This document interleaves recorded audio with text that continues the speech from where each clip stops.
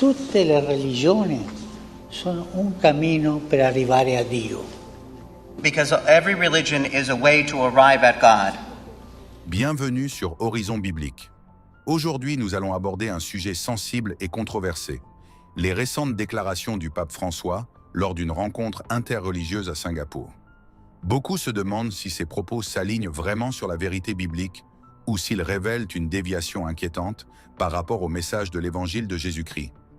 Si vous êtes intéressé par les prophéties bibliques, les signes des temps et la question de l'unité des religions mondiales, cette vidéo est pour vous. Le pape François a récemment prononcé un discours lors d'une rencontre interreligieuse à Singapour, suscitant de nombreuses interrogations. Ses propos semblent ouvrir la voie à une vision controversée où toutes les religions seraient des chemins menant à Dieu. Mais est-ce vraiment conforme à l'Évangile ? Certains disent que cette déclaration s'inscrit dans un contexte plus large, celui d'une intronisation de Satan dans l'Église catholique dans les années 60, un événement évoqué par Malachi Martin et d'autres hauts responsables de l'Église. Le pape François serait-il alors celui qui perpétue cette vision dans les temps présents ? Lors de son dernier jour à Singapour, le 13 septembre, concluant son voyage en Asie et dans le Pacifique, le pape François s'est adressé aux jeunes lors d'une rencontre interreligieuse. Dans son message, il a affirmé que toutes les religions mènent à Dieu, une déclaration perçue par certains comme une trahison du message exclusif de Jésus-Christ, selon lequel il est le chemin, la vérité et la vie.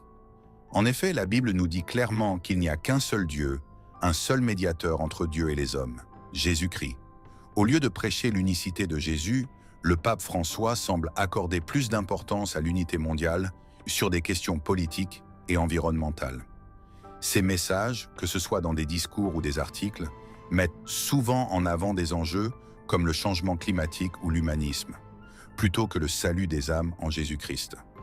Plus récemment, il a encouragé toutes les religions à s'unir contre la dévastation écologique, une priorité qui soulève des questions sur la place accordée à l'Évangile. Cette approche suscite des interrogations. La prophétie biblique prévoit l'avènement d'une religion mondiale, d'un faux prophète, de l'Antéchrist et d'une organisation trompeuse connue sous le nom de Babylone la Grande dans les derniers jours. L'Église catholique joue-t-elle un rôle dans l'accomplissement de ces prophéties ?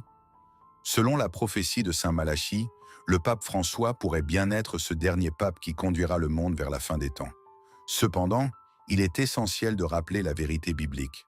Dans 1 Jean chapitre 2, verset 22, il est dit que toute personne qui nie que Jésus est le Christ agit selon l'esprit de l'Antéchrist. Toutes les religions ne conduisent pas à Dieu. Jésus-Christ seul est le chemin vers le Père.